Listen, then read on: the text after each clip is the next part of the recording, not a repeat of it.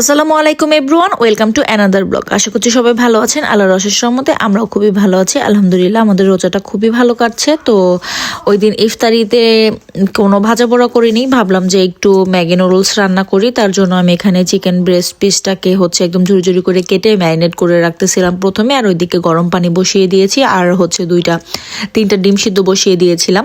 তো এখন ম্যাগির প্যাকেটগুলিকে ছিঁড়ে সেদ্ধর জন্য দিয়ে দিলাম। আর আমি ওইদিকে যে চিকেনটা ম্যারিনেট করেছিলাম সামান্য পরিমাণ লবণ, সয়া সস আর ওয়েস্টার সস, একটু হলুদ মরিচের গুঁড়া দিয়ে ম্যারিনেট করে রেখেছিলাম।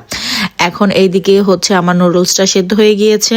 তো ওইটাকে আমি ঝরা দিয়ে রাখলাম, আর ওই প্যানটার মধ্যেই আমি ভালো করে ধুয়ে তেল গরম করে এখন চিকেনগুলিকে দিয়ে 5 মিনিটের মধ্যে একটু ভেজে নিব।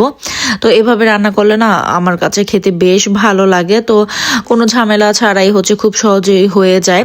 তো আমি চিকেনটাকে একটু ভেজে এখন পেঁয়াজ কাঁচামরিচটা দিয়ে দিলাম, এটাকেও সাথে একটু ভেজে নিব। পরে এর মধ্যে আমি গাজর অ্যাড করব, অন্য কোনো সবজি দিব না, শুধু গাজরটাকে একদম গ্রেটারে গ্রেট করে দিয়েছি যাতে আজানের খেতে সুবিধা হয়।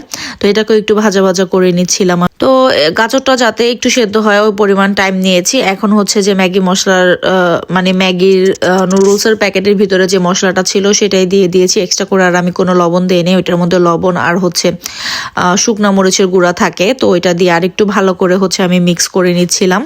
আর এখন আমি যে সেদ্ধ করে রাখা নুডলসটা ছিল সেটাকে দিয়ে দিলাম। নুডলসটা সেদ্ধ হতে জাস্ট 2 থেকে 3 মিনিট টাইম লাগে। তো ওভার সিদ্ধ করলে একদম নরম হয়ে যায়, খেতেও ভালো লাগে না। এখন আমি চিকেনটার সাথে এটাকে একটু ভালো করে মিক্স করে নিব। আর এখানে আমি সস একসাথে মিক্স করে নিয়েছিলাম, tomato ketchup, soya sauce, oyster sauce আর রেড চিলি সসটা দিয়ে আমি এটাকে একসাথে মিক্স করে নিয়েছিলাম। এখন এটাকে আমি একদম নুডলসের সাথে ভালো করে মিক্স করে দিব। তো বেশ অনেকদিন পরে এভাবে নুডলস রান্না করা হলো, খেতেও বেশ ভালো হয়েছিল। তো এটা বেশ কিছুদিন আগের একটা ক্লিপ ছিল। তো এখন তো আর রেগুলার ভিডিও দেওয়া হয় না, ব্লগ আকারে, তাই এটা শেয়ার করা হয়নি।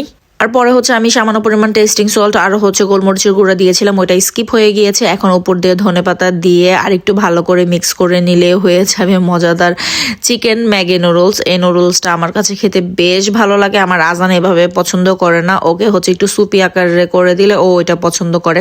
তো যাই হোক, কিছু করার নেই, সবসময় বাচ্চাদের পছন্দ মতো করতে হবে এমন কোনো কথা নেই। তো এই তো হয়ে গিয়েছে, দেখুন কি সুন্দর একদম ঝরঝরা হয়েছে, তাই না? তো এখন সার্ভ করে নিচ্ছিলাম। সন্ধ্যায় ইফতারিতে খাওয়ার জন্য বেসিক্যালি বানাচ্ছিলাম। তো নুডলস বাটির মধ্যে দিয়ে পরে উপর থেকে আমি ডিমটাকে 4 ফালা করে কেটে নিয়েছিলাম। তো যাই হোক, আজকে ছোট একটা ভিডিও, আশা করি আপনাদের ভালো লাগবে। আর কে কে এভাবে ইফতারিতে নুডলস মাঝে মধ্যে রান্না করে খান সেটাও আমাকে কমেন্ট করে জানাতে পারেন। আমার কাছে তো বেশ ভালো লেগেছে ওই দিন খেতে। তো মাঝে মধ্যে একটু চেঞ্জ হলে কিন্তু খারাপ লাগে না, কি বলেন আপনারা? তো আজকে এই পর্যন্ত, আল্লাহ হাফেজ।